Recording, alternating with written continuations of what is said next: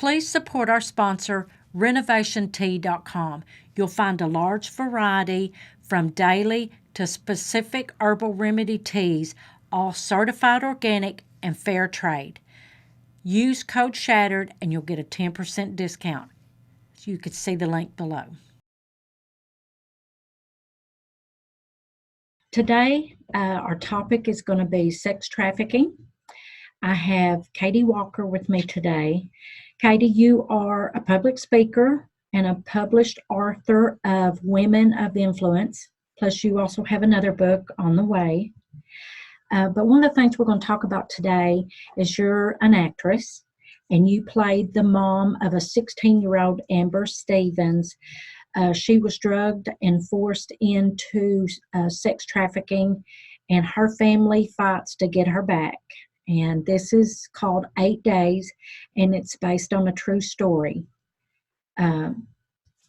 So tell me a little bit about the movie. Is it out? Yes, this film is out. And first of all, I want to thank you for spreading awareness, because this is what helps prevent this. This is spreading this information. We did 8 days. We filmed 8 days actually in 2013. And we have taken this film around the world. Our director is a South African American, Yaku Boyens, and his sister was trafficked, and his wife wrote this screenplay. It's really based on 3 different true life stories that were kind of melded into one. So it's not a documentary style. I play the mother of the daughter that's trafficked, and both parents are home. And she goes to a party, is drugged at a party, takes a ride home with another guy who then rapes her and sells her. And she is in trafficking. You want to try to, if your child is gone, you want to find them within 48 hours, because within 48 hours, the statistics are way low to find the child. They're usually across state borders. They're gone. And she was trafficked for 8 days before we found her. And that's the film. The process, a nonprofit, Share Together Now, produced this film. And in 2013, it was a short film created to go into Texas high schools to bring awareness of what was going on. In 2013, there wasn't a giant movement on sex trafficking. It was kind of quiet. People knew maybe about it by the movie Taken. It was across. In fact, when I auditioned for the film, that's all I knew. Maybe it happened overseas, of course, not here in America. And obviously, once you do that research and then you find out it's right where I live, it changes your life too. I've got to do something. I'm sure it happens in every state in the United States. Yes. I live in Arkansas, and I know that it's happened around Little Rock a lot because of the connecting interstates. Yes. The statistics, and I'm not sure if it's current like 2019 or if I gathered them from 2018, but it is just under drug trafficking. It is the second most criminal enterprise in the world, actually. Here in the United States, worldwide, it brings in $32 billion a year, and it keeps growing. That's right. It's not like a drug. It's something that you can reuse. You use a person over and over again. You don't have to go out and buy the drug again. Right. And it can happen to anybody at any age, from very small children to older women. And they use them for sex, for labor, for many different things. Yes. I'll tell you something that happened on set when we were filming. Have you been able to see the film? I haven't ordered the DVD, and I've watched trailers, but I've not got to watch the whole right together. Mm-hmm. There is a scene when FBI and HSI find her in a hotel, and our director had set up the scene. We had real live HSI agents on there to show exactly what they do. And they were lined up at the fake door, you know, when you're creating a movie, to break in to save Amber. And they had called a cut because they were fiddling with some lights on the inside of the hotel room. And at that time, they were just getting ready. They were set up. And he said that the HSI units all of a sudden rounded up in a circle, and that he started hearing guns, bullets getting cocked into their guns. And obviously on a movie set, we don't have live ammunition. That's a no-no. And he was like, what is going on? And they moved 2 doors down at the hotel where we were filming, and they busted through the door 2 doors down and rescued a child that they had been looking for 6 months. And there we were filming a sex trafficking film, and 2 doors down, they had gotten a call about a girl, and they went and did the rescue on set. Oh, wow. That's amazing. Yeah. Mm. So to hear anyone say, hey, this isn't happening. This isn't happening. They're not looking, or they don't want to get caught. Right. Absolutely. There's no.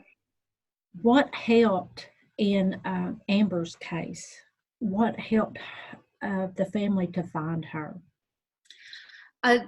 They found her through online searches, but the family and the society, or the family members and friends, fought. They did not stop looking. And, you know, you can imagine, I'm a mom. As a mom, you would fight until your last breath. Absolutely. And it's almost like not taking no. This is it. This is the information. There's a closed door here. We're going to go here. And that's the hardest part is you have so many different, you have runaways, you have foster children, you have these issues where they're gone for 48 hours. Police won't even start looking for 48 hours because they ran away. It's a runaway situation, or they're not really sure. And so this particular family, Amber's family, the mother I played, this is not her nature. She's not a runaway. I know my child. This goes against her. I've never seen her this way. We've monitored social media.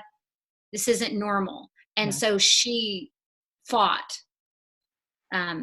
She fought and looked.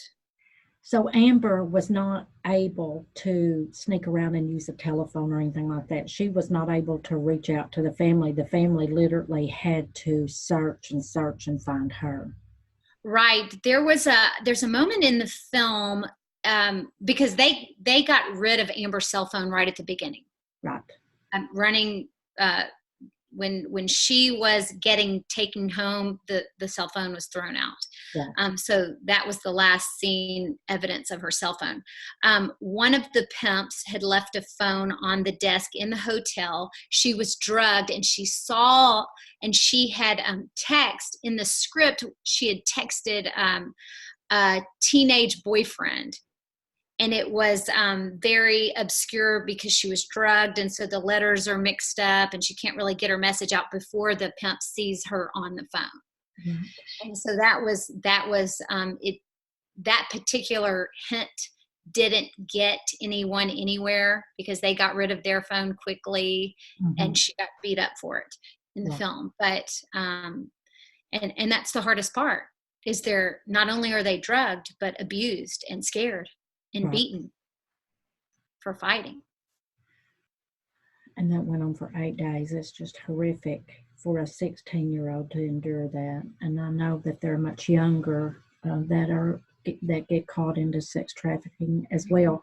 You mentioned a while ago foster care, and I know that sex traffickers prey on foster kids because foster kids are just begging for a family to love them and look after them, and they prey on that.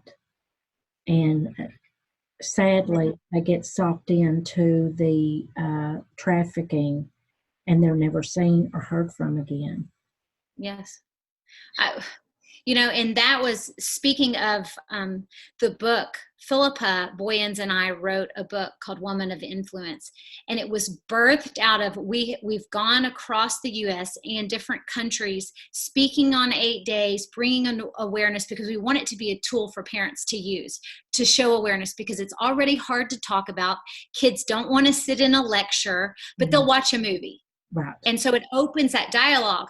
But what we were finding is every time we were opening the dialogue, the kids that we were seeing, the kids we would see, at-risk children would come up and say, I've had so many men. I don't know what to do. I want to kill myself. I mean, you would see it at 15 years old. I made a mistake. Living in this shame and just and fear. And so we said, what's the root?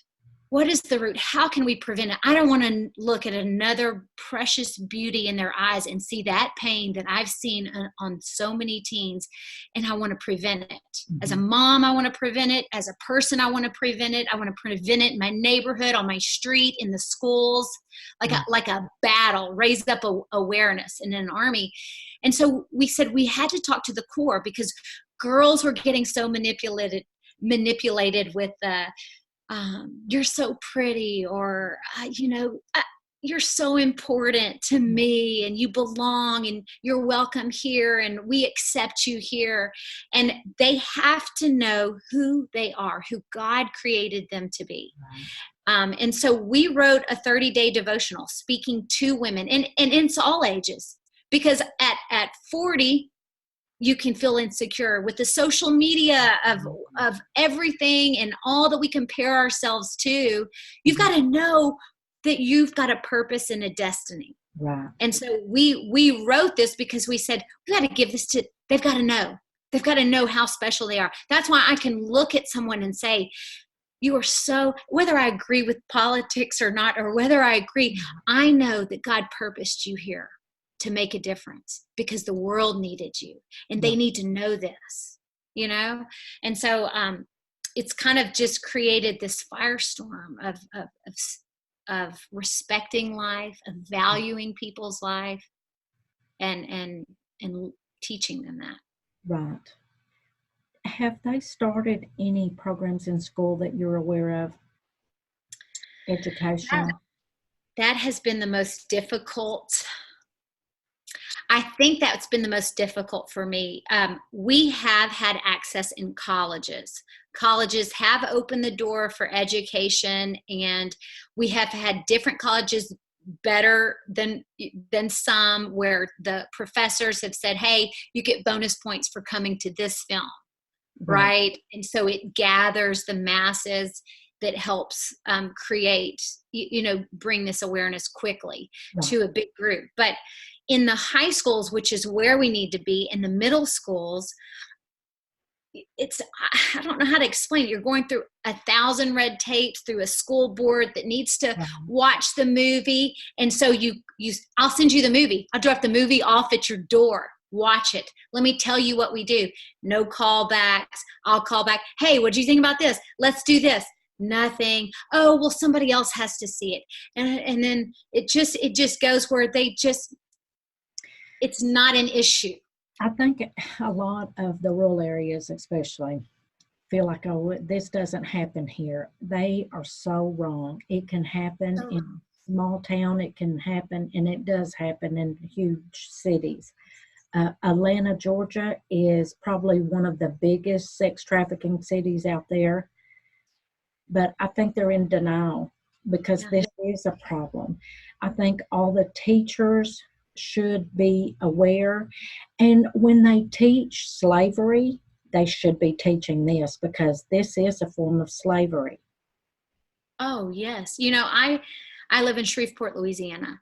And one of the issues that we see is it's within neighborhoods or within families. They're trafficking their own.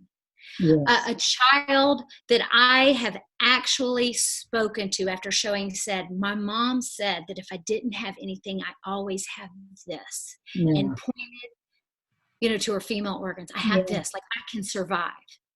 And this is what I'm taught. And so this is where The culture has to change, where we have to do better to help the widows and the poor, and be the hands and feet there, you know. And there are so many wonderful organizations that are, but we need more. Right. We need more. We need everyone.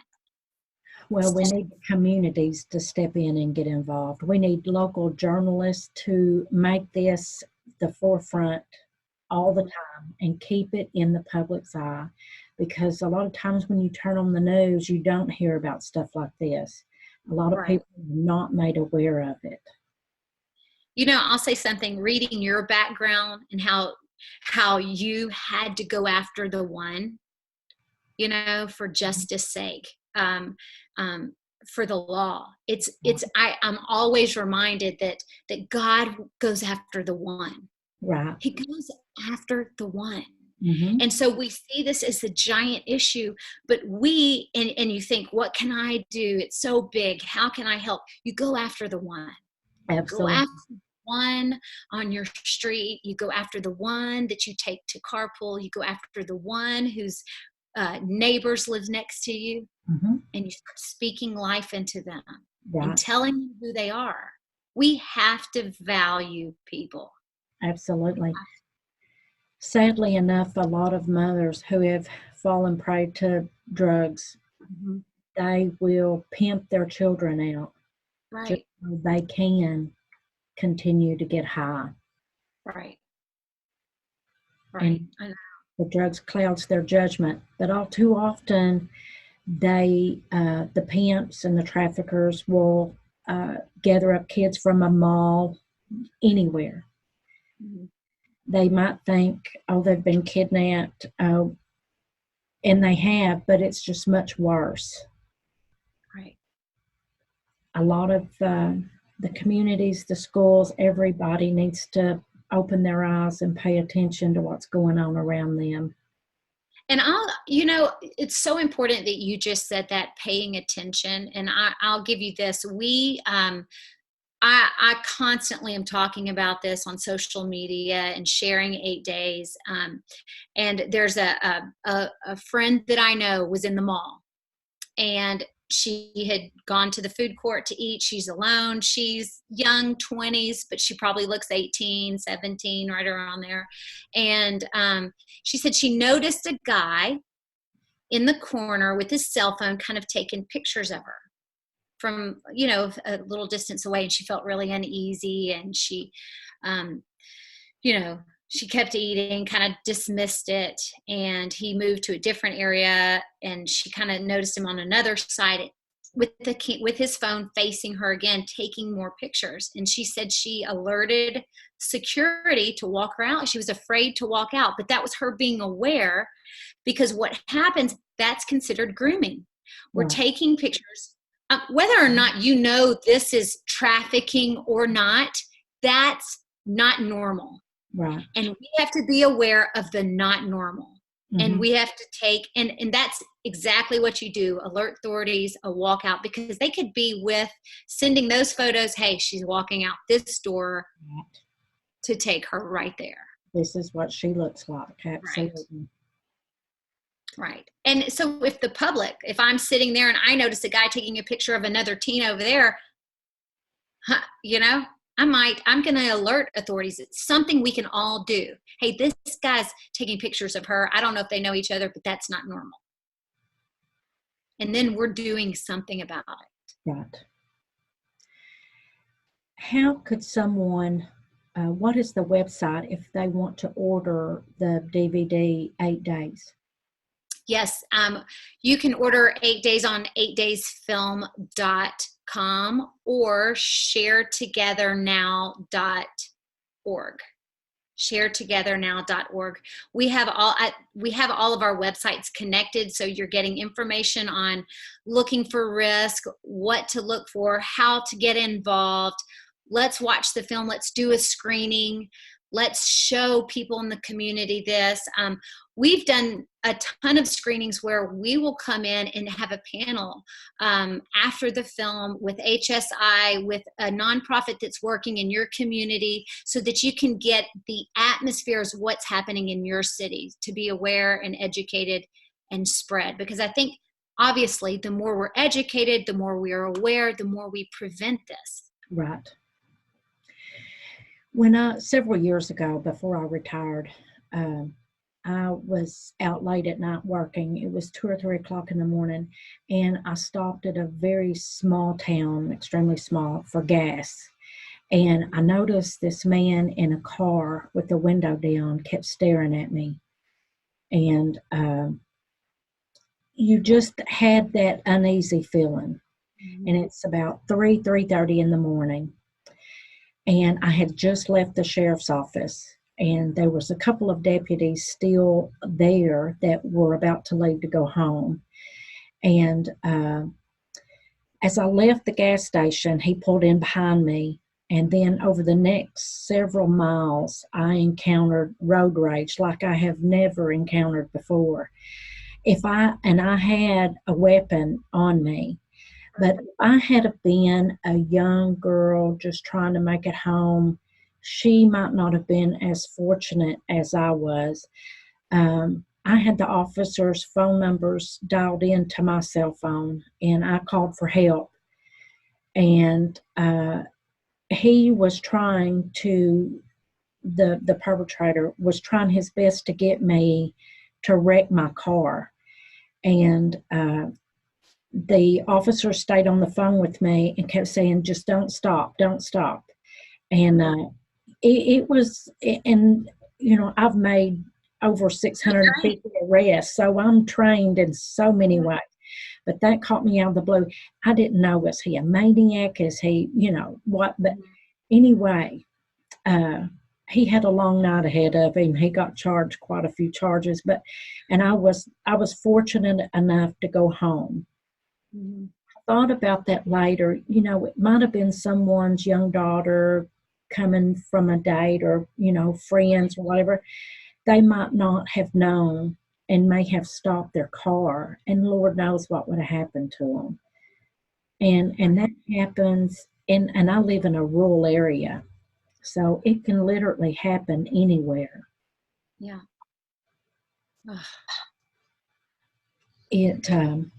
I hope that more people, a lot of people, it's maybe frightening, and they don't, oh, this couldn't happen to me or my family, but it could. It can happen to anybody, anywhere. Right. And, the thing about it is I will hear mom say, oh, well, no, I'm so scared and I'm so nervous. And I'm like, I'm not inciting fear. Right. I am teaching you how to respond. Right. I am teaching you what to be aware of. I was taught the other day, because we walk around with our cell phones, or we walk around distracted. When you walk into a building, look for the exits. Right. And so, well, why? Look for another exit. So in case of an emergency, you know where to go. And I'd never ever considered it. Mm-hmm. Yes, my brother's a Marine, and he learns these techniques in training, but not general public, not mama with kids and phones. And I thought, it's so important for me to know that. It's like looking both ways before you cross the street. It's the same way it's the situational awareness, being aware, not inciting fear, but teaching our children, hey, this is what to look for. Right. And speaking on awareness, I want to bring up one other topic. I had the honor to mentor a woman out of sex trafficking. She had been in it for about a decade. She she had started as a oh my goodness, my mind's gone blank, an escort. Right. An escort.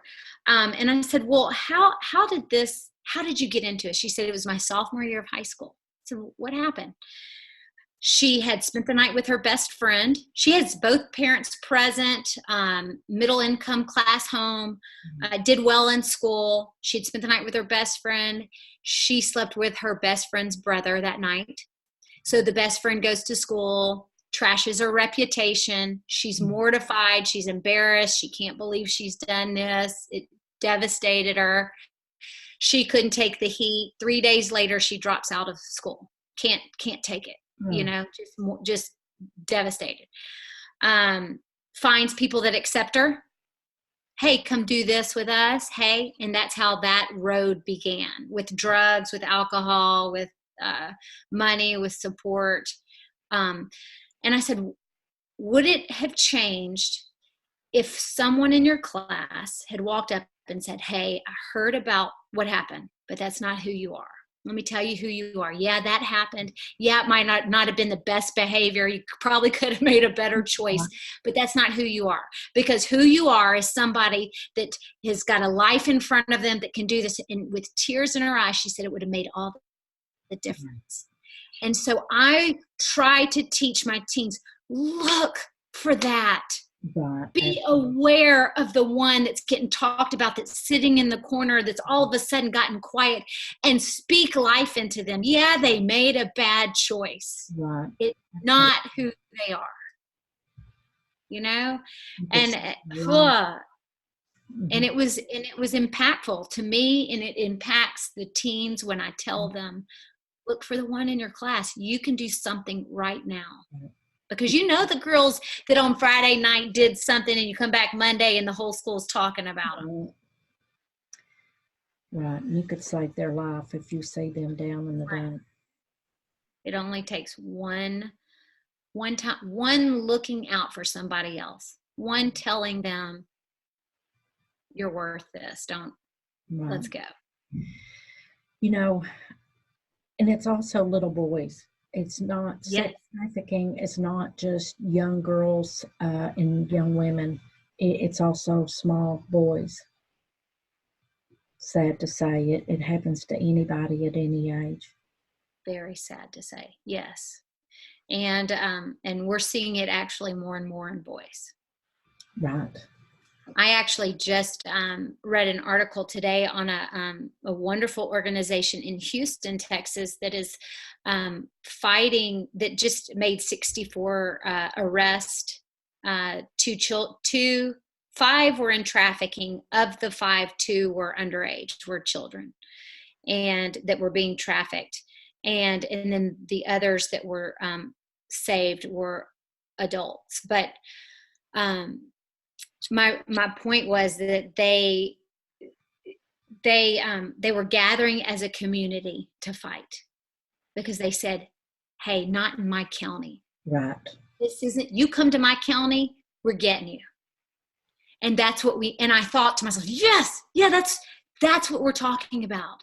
We want to support our law enforcement and our HSI and our ICE that are doing this and fighting us and saying, yes, not in my county or my parish, because I'm from Louisiana, but we're going to fight. We're going to fight, not in my city. In this high school, anybody that is getting trafficked, we're going to put our hands on, and we're getting the ones that are trafficking you.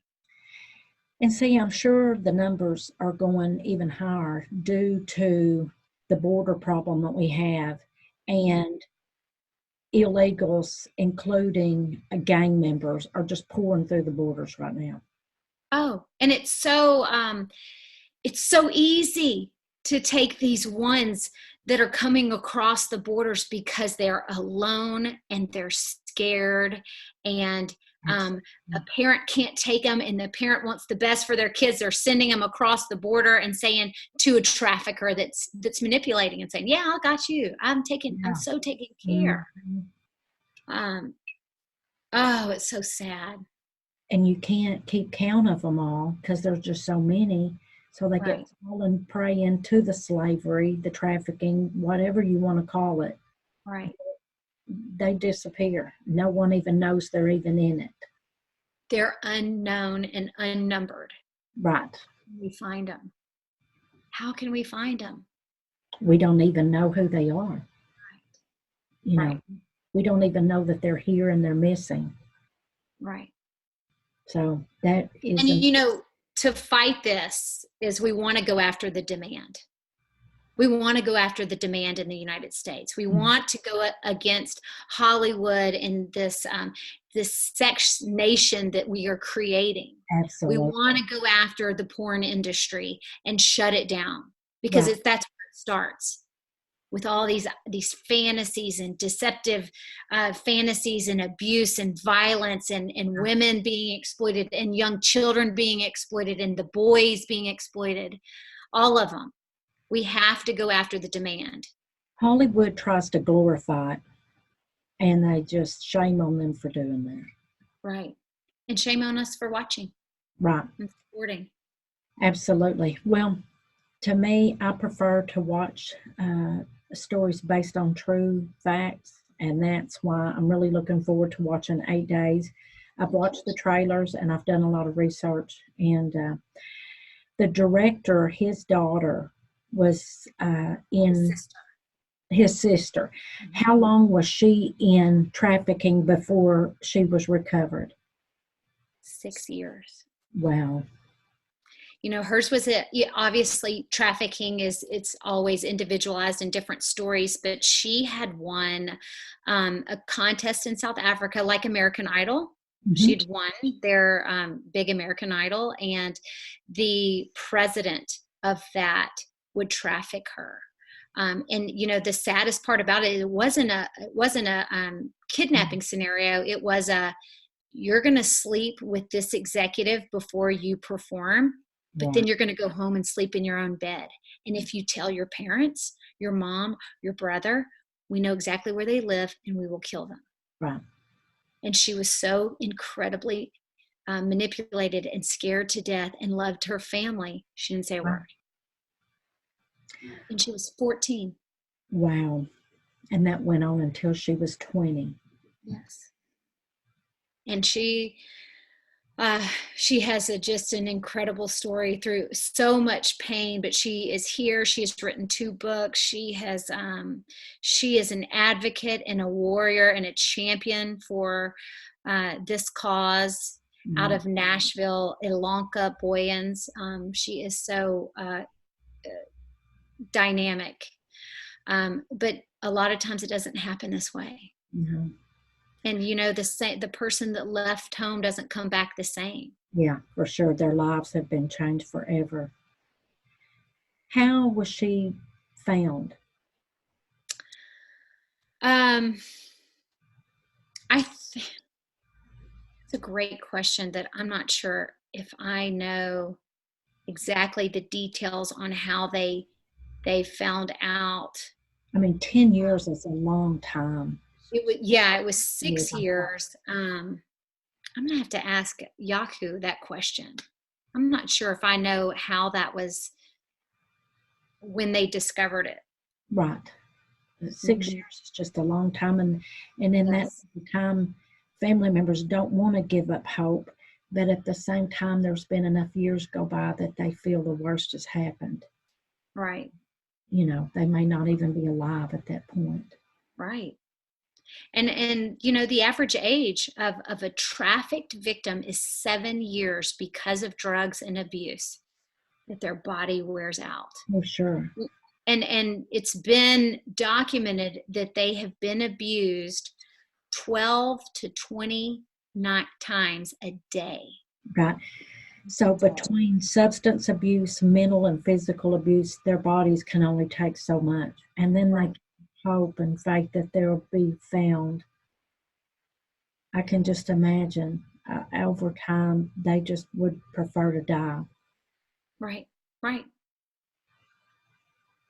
And yes, and I know that even Ilanka had a bout of that, even in the recovery. Right. And I'm sure she's had a long road. How many years ago has it been since she's had been free?